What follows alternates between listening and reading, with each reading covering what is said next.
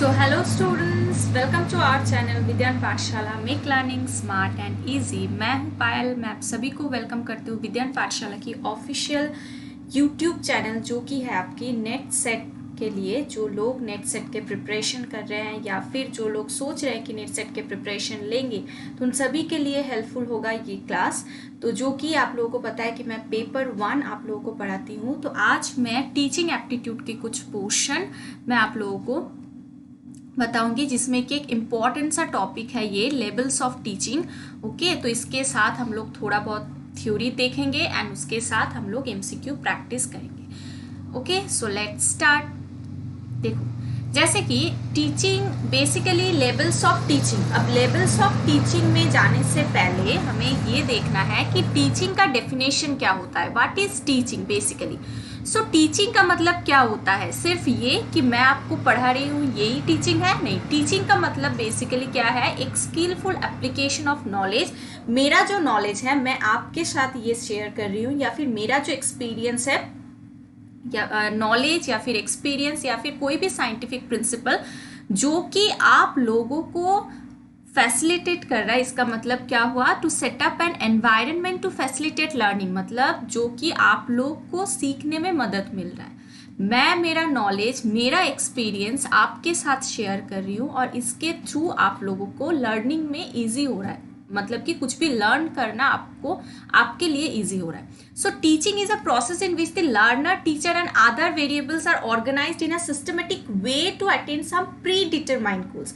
मतलब कि जो कि पहले से ठीक करके रखा है ऐसा कुछ डिटरमाइंड गोल, प्री डिटरमाइंड गोल, उसी के अकॉर्डिंग टीचिंग एक प्रोसेस है जिसके थ्रू लर्नर कौन हो गया? आप लोग, जो कि स्टूडेंट है वो लर्नर, टीचर जो कि पढ़ा रहे हैं, एंड अदर वेरिएबल्स। मतलब अदर वेरिएबल्स में आपका टीचिंग मटेरियल्स आ जाता है, या फिर टीचिंग एड्स, जैसे कि मैं आपको पढ़ाने के लिए यूज़ कर रही हूँ लैपटॉप या फिर कुछ भी पेन वगैरह, तो आप लोग पढ़ने के लिए यूज़ कर रहे हो अभी मोबाइल। तो ये सब टीचिंग एड्स में, टीचिंग मटेरियल में आ जा रहा है, तो ये वेरिएबल्स के अंदर आ जा रहा है। सो टीचिंग बेसिकली क्या है? टीचिंग के अंदर एजुकेशन है, लर्निंग है, इंस्ट्रक्शन है एंड ट्रेनिंग है। ये सब इंपॉर्टेंट टर्म है जो कि टीचिंग के अंदर आता है। ओके, एजुकेशन जो कि आप लर्न करते हो, जो कि आप सीखते हो, इंस्ट्रक्शन इसके अंदर आएगा, and training. Okay, and it is a continuous process. क्यों ये कंटिन्यूअस प्रोसेस है? बेसिकली ये कंटिन्यूअस प्रोसेस इसलिए है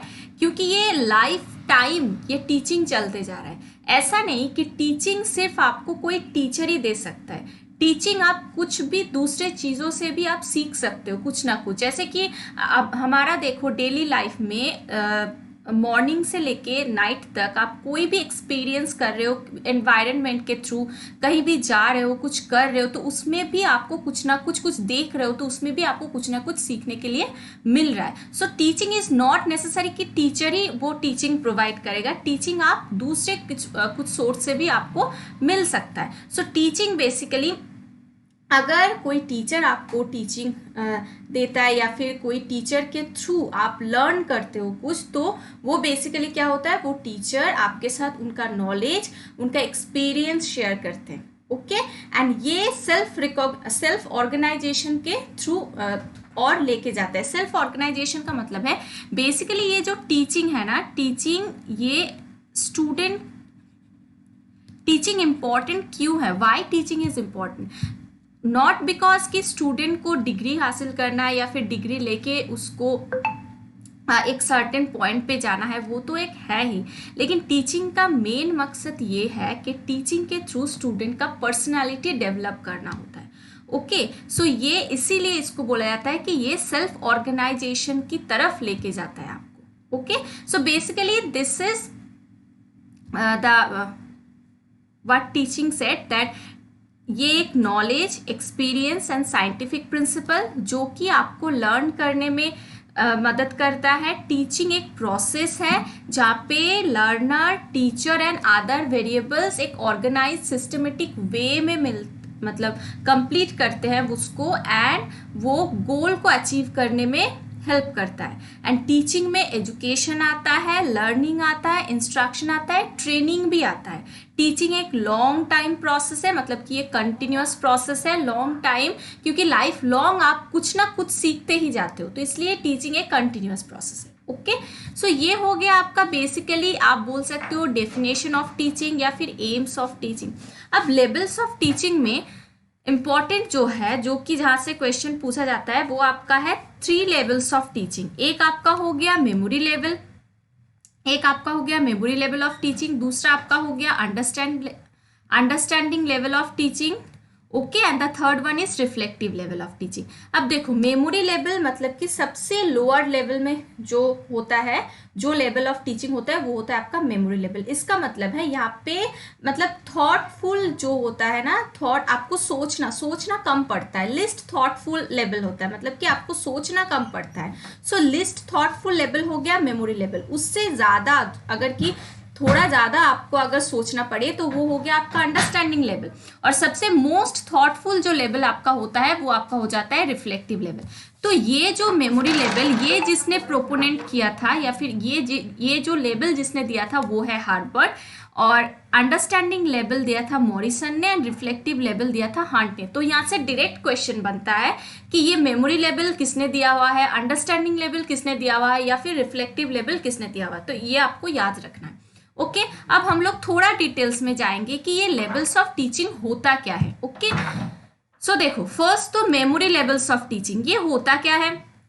बेसिकली ये है आपका इनिशियल लेवल ऑफ टीचिंग, एकदम स्टार्टिंग में, बेस में जो आपको टीचिंग मिलता है, जो आपको लर्न करने के लिए मिलता है टीचिंग के थ्रू, वो आपका हो गया इनिशियल स्टेज ऑफ टीचिंग। कैसा, जैसे कि मानो कोई लोअर क्लास के बच्चे को आपको कुछ सिखाना है, तो इसके लिए मेमोरी लेवल ऑफ टीचिंग अच्छा होता है, मतलब कि हेल्पफुल होता है। क्यों हेल्पफुल होता है, क्योंकि तभी उन लोगों का जो डेवलपमेंट है वो उतना होता नहीं है, तो इसीलिए उनको क्या कराया जाता है, रोट मेमोराइजेशन, मतलब कि रटना।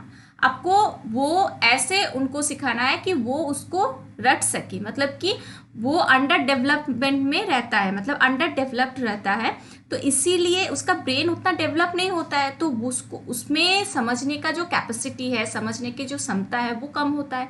तो इसीलिए उन लोगों के लिए रोट मेमोराइजेशन हेल्पफुल है। ये रोट मेमोराइजेशन का मतलब क्या है, रटना। ओके, सो ये रोट मेमोराइजेशन में भी कुछ पॉइंट इंपॉर्टेंट है। क्या, गुड मेमोरी के लिए इंपॉर्टेंट है रैपिडिटी इन लर्निंग, अच्छे से आपको सीखना होगा। फिर रिकॉलिंग, मतलब आपको याद करने की क्षमता जो है वो बढ़ाना होगा। एंड स्टेबिलिटी ऑफ रिटेंशन, कितने टाइम तक आप उसको रिटेन कर पा रहे हो, मतलब कि उसको आप याद रख पा रहे हो, तो ये गुड मेमोरी के अंदर आता है। तब हम लोग बोलेंगे कि नहीं, ये बच्चे में इसका मेमोरी अच्छा है, इसका मेमोरी थोड़ा वीक है, ऐसे हम लोग बोल सकते हैं। तो इसके लिए ये इफेक्ट करता है कि कितना जल्दी आप सीख पा रहे हो, कितना देर तक आप उसको याद कर पा रहे हो। तो ये हो गया आपका rapidity in learning, recalling and stability of retention. तो मेमोरी लेवल मेमोरी लेवल में जो इम्पोर्टेंट पॉइंट है ये आपका हो गया, एक तो इनिशियल स्टेज ऑफ टीचिंग है। ये चिल्ड्रेन जो लोअर क्लासेस में है उनके लिए हेल्पफुल है। क्यों उनके लिए हेल्पफुल है, क्योंकि वो उसका उन लोगों का जो ब्रेन होता है वो अंडर डेवलप्ड होता है। नेक्स्ट हो गया, ये रोट मेमोराइजेशन का हैबिट करवाता है, मतलब कि रटने का हैबिट करवाता है। गुड मेमोरी, अब रटने से आपको गुड मेमोरी अच्छा, मतलब मेमोरी अच्छा रहेगा, तभी तो आप रोट मेमोराइजेशन अच्छे से ले पाओगे। तो इसके लिए आपको अच्छे से सीखना है, अच्छे से रिकॉल करना है, मतलब याद करना है, उसको याद करके रखना भी है। तो ये इसका स्टेबिलिटी कैसा, ये सब आ जाता है आपका मेमोरी लेवल में।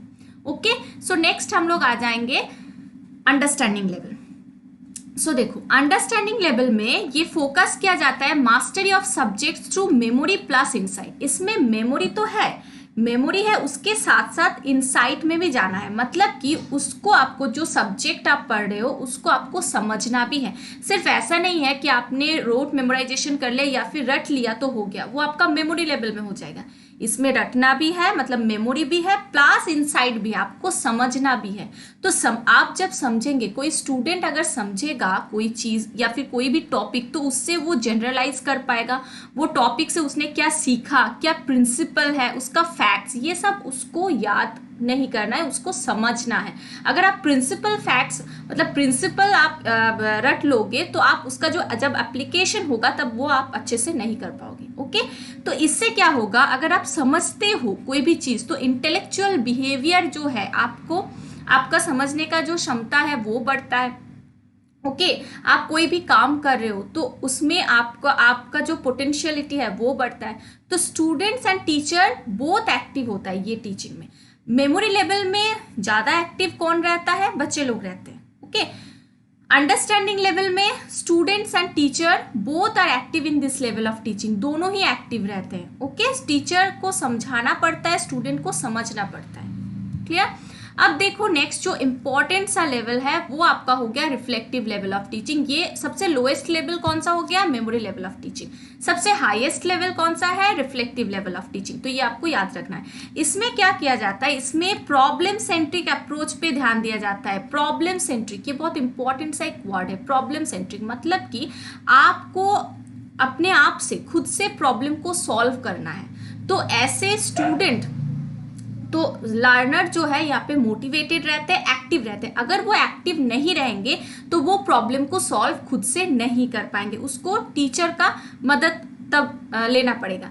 तो स्टूडेंट अडॉप्ट रिसर्च अप्रोच। तो स्टूडेंट लोग करते क्या है, बच्चे लोग रिसर्च अप्रोच या फिर कुछ भी आप मानो कि कोई भी प्रॉब्लम हुआ तो उसका रिसर्च वगैरह, उसको खोजना कि क्या इसका प्रॉब्लम, इसका जड़ क्या है, ये प्रॉब्लम क्यों हुआ, ये चीज़ वो लोग समझते हैं। समझने के बाद वो लोग वो प्रॉब्लम को सॉल्व करते हैं। कैसे? बाय रीजनिंग, लॉजिक, तर्क से, इमेजिनेशन, कल्पना, या फिर रीजनिंग से। एंड देन इसके बाद ऐसे अगर प्रॉब्लम सेंट्रिक अप्रोच आपके लाइफ में भी रहेगा, आप कोई भी प्रॉब्लम का सोल्यूशन अगर आप खुद कर सकते हो तो इसके थ्रू क्या होगा, आप एक सक्सेसफुल एंड हैप्पी लाइफ भी जी सकते हो। सो ये जो टीचिंग है, इन this level of teaching teacher and student and teacher occupy the primary and secondary place respectively. मतलब कि स्टूडेंट जो है वो प्राइमरी प्लेस में रहते हैं, टीचर जो है वो सेकेंडरी प्लेस में रहते हैं। ओके, सो ये हो गया आपका रिफ्लेक्टिव लेवल ऑफ टीचिंग। अब देखो, अब आपका कुछ इंपॉर्टेंट क्वेश्चंस या फिर कुछ एमसीक्यूज है। मैं यहाँ पे आपको टॉपिक बता रही हूँ, उसके साथ साथ एमसीक्यू या फिर क्वेश्चन भी करवा रही हूँ, इसीलिए क्योंकि मुझे ये पसंद है या फिर मैं इसमें बिलीव करती हूँ कि अगर आप सिर्फ थ्योरी पोर्शन कवर करोगे और एमसीक्यूज या फिर कोई क्वेश्चन अगर आप प्रैक्टिस नहीं करते हो तो आपका कंसेप्ट पूरी तरह से क्लियर नहीं होता है। तो इसीलिए आपको एमसीक्यूज एंड क्वेश्चंस करना जरूरी है। अगर आपने एक टॉपिक पढ़ा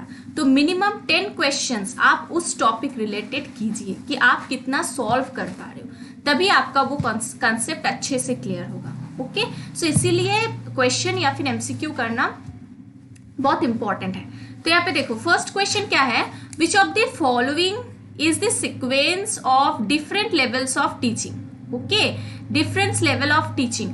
अब यहाँ पे आपको बताना है कि कौन सा लेवल यहाँ पे है, मतलब कि ये जो चारों ऑप्शन है यहाँ पे डिफरेंट लेवल्स ऑफ टीचिंग का सीक्वेंस क्या है। तो यहाँ पे बहुत ही अच्छे देखो, पहले तो मेमोरी, अंडरस्टैंडिंग, रिफ्लेक्टिव। सेकंड वाला ऑप्शन है अंडरस्टैंडिंग, मेमोरी, रिफ्लेक्टिव। थर्ड वाला reflective, understanding, memory, and then memory, reflective, understanding.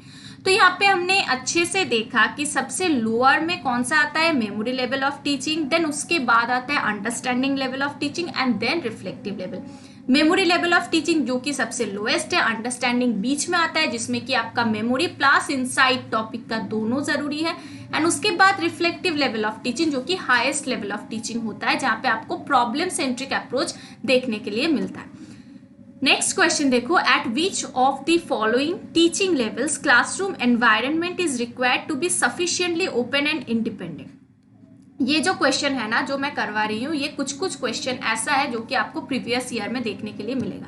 तो देखो, कौन सा ऐसा टीचिंग लेवल है जहाँ पे क्लासरूम एनवायरनमेंट थोड़ा आपका ओपन एंड इंडिपेंडेंट होना चाहिए। अब देखो, अब अच्छे से समझो, मेमोरी लेवल में क्या होता है, सिर्फ रटना होता है। अंडरस्टैंडिंग लेवल में आपको समझना होता है रटने के साथ साथ। रिफ्लेक्टिव लेवल में क्या होता है, आपको प्रॉब्लम को सॉल्व करना होता है। तो प्रॉब्लम को सॉल्व आप कब कर पाओगे, जब आप इंडिपेंडेंट रहोगे, जब आपका जो क्लासरूम एनवायरनमेंट है वो सफिशिएंटली ओपन रहेगा, आप टीचर से अच्छे से बात कर पाओगे, ओके, बिना हेजिटेशन के। तो ये जो ओपन एंड इंडिपेंडेंट वाला जो क्वेश्चन है ये किस में जाएगा, कौन सा लेवल में, रिफ्लेक्टिव लेवल में। सो ये आपका जो एनवायरनमेंट है, क्लासरूम एनवायरनमेंट, वो सफिशिएंटली मतलब कि ओपन एंड इंडिपेंडेंट होना चाहिए। ये जरूरी है कौन से लेवल के लिए, तो ये आपका हो जाएगा रिफ्लेक्टिव लेवल के लिए, ओके।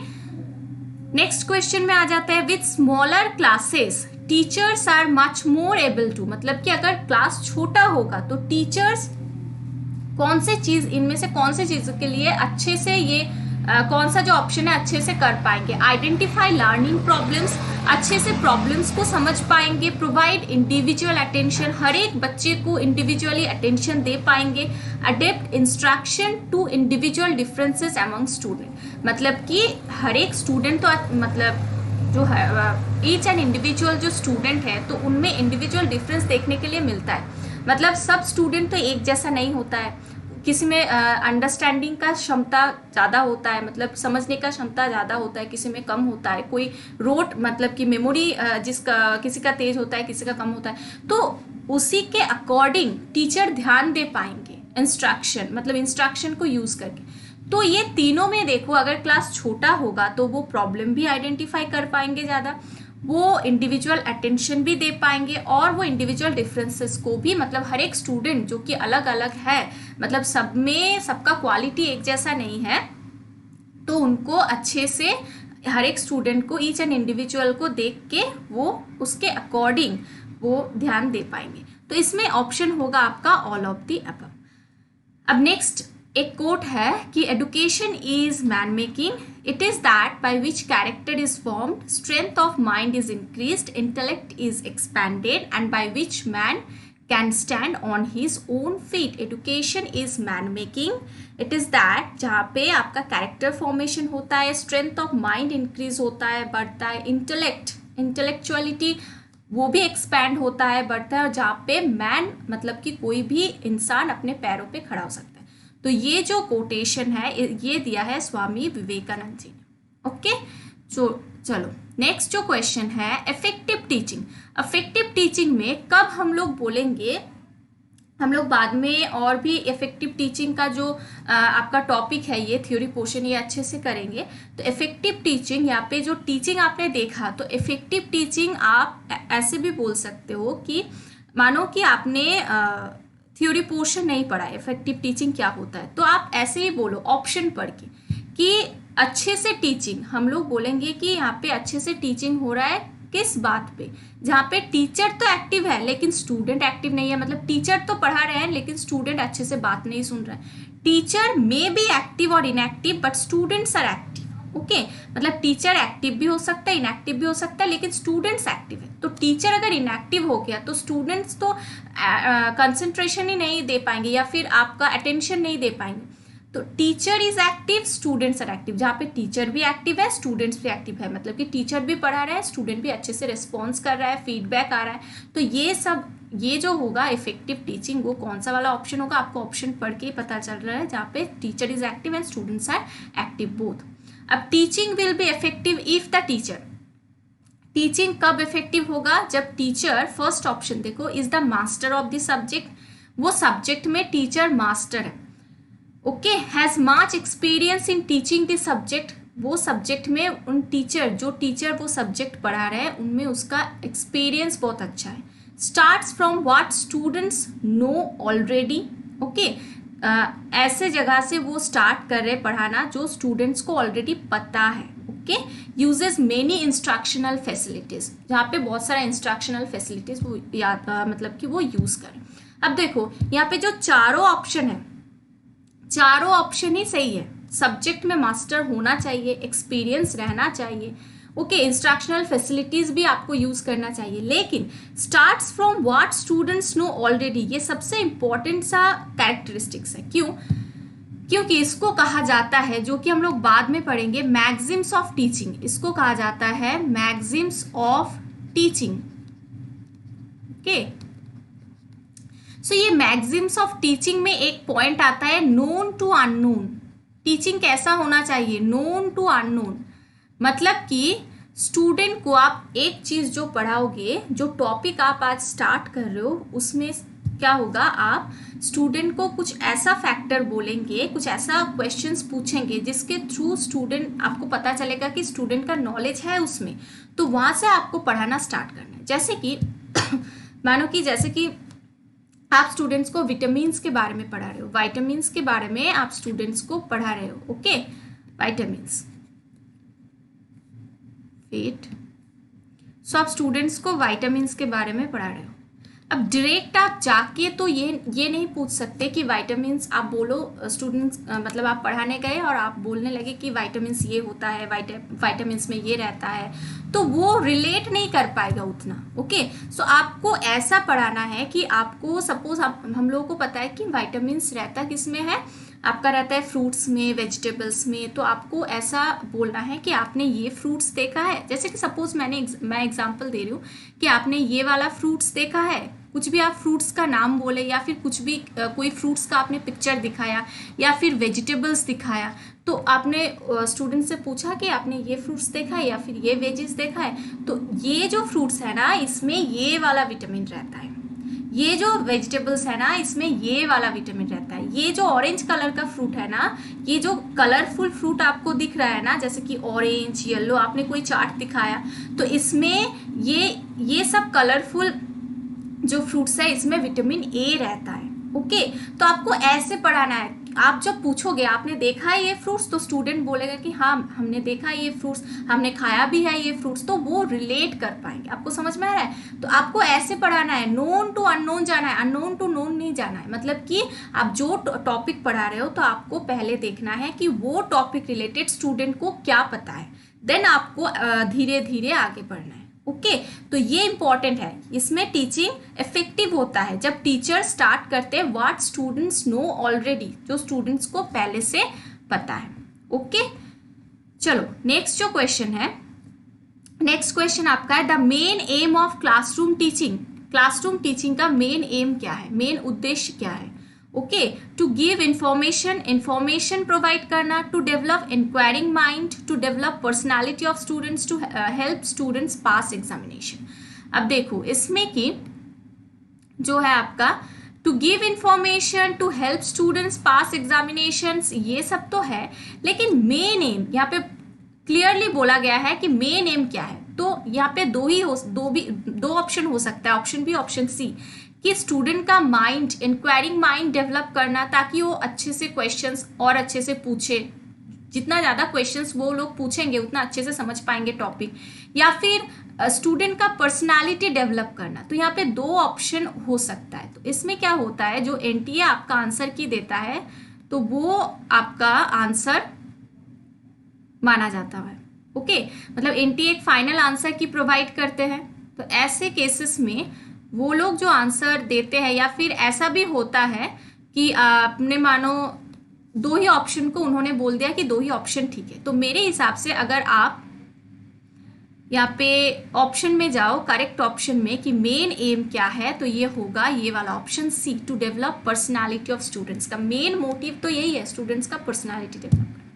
नेक्स्ट आपका हो गया विच of the following is not a level of teaching learning. कौन सा लेवल ऑफ टीचिंग लर्निंग, मतलब यहाँ पे चारों जो लेवल है, यहाँ पे कौन सा लेवल में वो टीचिंग लर्निंग की लेवल में आता नहीं है।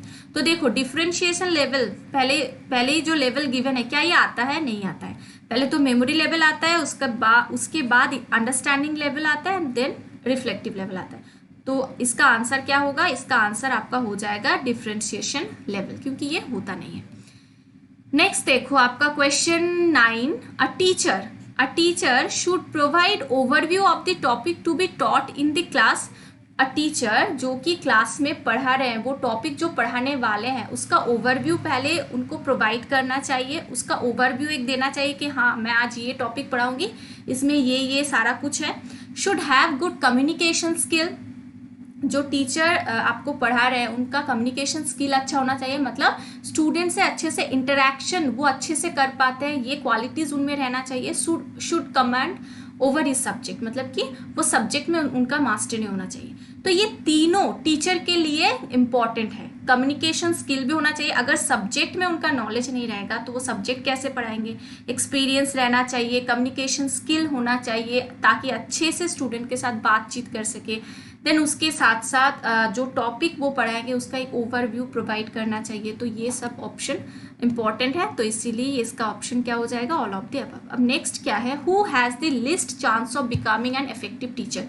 ये चारों ऑप्शन जो गिवन है, ये चारों ऑप्शन में किसका सबसे कम चांस है इफेक्टिव टीचर बनने का, मतलब अच्छा शिक्षक बनने का चांस किसका सबसे कम है। तो one who is a strict disciplinarian, मतलब कि बहुत ही ज़्यादा डिसिप्लिन वगैरह मानते हैं, तो वो teacher. One who knows his subject well, one who has no interest in teaching, one who teaches moral values. तो देखो, who knows his subject well ये तो अच्छी बात है, हु टीचेज मोरल वैल्यूज ये भी अच्छी बात है। Who is a strict disciplinarian, ये देखो ये स्ट्रिक्ट डिसिप्लिनेरियन नहीं होना चाहिए, जबकि अकॉर्डिंग टू सिचुएशन वो वेरी करता है, तो स्ट्रिक्ट नहीं होना चाहिए, उनको फ्लेक्सिबल होना चाहिए। लेकिन यहाँ पे जो ऑप्शन देखो, ऑप्शन सी में जो गिवन है, जो कि आपका हो जाता है one who has no interest in teaching. अगर टीचिंग में किसी का इंटरेस्ट नहीं है, अगर पढ़ाने में किसी का पैशन नहीं है, किसी को इंटरेस्ट नहीं लगता है टीचिंग मतलब पढ़ाना, तो वो जितना भी उसके पास डिग्री हो तो वो नहीं पढ़ा पाएगा। तो इसीलिए टीचिंग में इंटरेस्ट होना, पैशन होना चाहिए। इसीलिए आप टीचर कोई भी काम अगर आप करते हो तो उसमें इंटरेस्ट अगर नहीं रहेगा, आपको अच्छा नहीं लगेगा, आप हैप्पीली नहीं करोगे, तो वो नहीं हो सकता काम आपके द्वारा। तो इसीलिए आपको इंटरेस्ट होना चाहिए, पैशन होना चाहिए। तो अगर उनके पास इंटरेस्ट नहीं है, पैशन नहीं है, तो वो least chance of becoming an effective teacher. Okay, so ये आ गया समझ में। सो टीचर का कुछ गुड क्वालिटीज़ होना चाहिए, जैसे कि आपने देखा यहाँ पे दिया हुआ है कि शुड प्रोवाइड आपका topic to be taught in the class, एक ओवरव्यू देंगे टीचर। कम्युनिकेशन स्किल अच्छा होना चाहिए, should command over his subject, या फिर मास्टरी होना चाहिए सब्जेक्ट में। ओके, कम्युनिकेशन स्किल जो कि यहाँ पे लिखा हुआ है ये होना चाहिए अच्छा। ओके, देन नॉलेज होना चाहिए, देन थोड़ा फ्लेक्सिबल होना चाहिए। ओके, सो ये सारा क्वालिटीज़ टीचर के अंदर आना होगा, मतलब टीचर के अंदर रहना होगा, तभी वो एक इफेक्टिव टीचिंग कर पाएंगे। तो ये हो गया आपका लेवल्स ऑफ टीचिंग एंड उसके रिलेटेड, या फिर टीचिंग का जो इंट्रोडक्शन पोर्शन है उसका रिलेटेड कुछ आपका थ्योरी पोर्शन है, उसके साथ क्वेश्चन। तो अगर आप आपके प्रिपरेशन बूस्ट करना चाहते हो, जो कि अभी आ रहा है UGC नेट 2022, तो इसके लिए अगर आप आपका प्रिपरेशन बूस्ट करना चाहते हो तो आप लोग हमारे कोर्स के साथ जुड़िए, जहाँ पे आपको paper 1 and all other subjects paper 2 में, जहाँ पे आपको गाइडेंस प्रोवाइड किया जाएगा, नोट्स प्रोवाइड किया जाएगा, जहाँ पे आपको previous year question plus mock paper सब कुछ मिलेगा। तो फर्दर डिटेल्स के लिए अगर आप बूस्ट करना चाहते हो प्रिपरेशन, या फिर मेरे साथ प्रिपरेशन करना चाहते हो, तो फर्दर डिटेल्स के लिए आप इस नंबर पे व्हाट्सएप कीजिए। ओके, सो एंड ढेर सारा क्वेश्चंस प्रैक्टिस करते रहिए। मैं आपके लिए क्वेश्चंस लेके आऊँगी थ्योरी, एंड देन उसके साथ मैं हमेशा बोलती हूँ कि थ्योरी के साथ साथ आप क्वेश्चन प्रैक्टिस कीजिए, क्योंकि सिर्फ थ्योरी से आप नेट नहीं निकाल सकते। सो अच्छे से प्रैक्टिस कीजिए क्वेश्चन। सो वीडियो अच्छा लगे तो लाइक शेयर कमेंट डेफिनेटली करना। कुछ भी क्वेरीज रहा तो मुझे कमेंट सेक्शन में बताना। चैनल को जाके सब्सक्राइब करना, ताकि जब कोई भी वीडियोस अपलोड हो तो आपको नोटिफिकेशन मिल जाए। So thank you so much for watching and keep learning with Vidyan पाठशाला।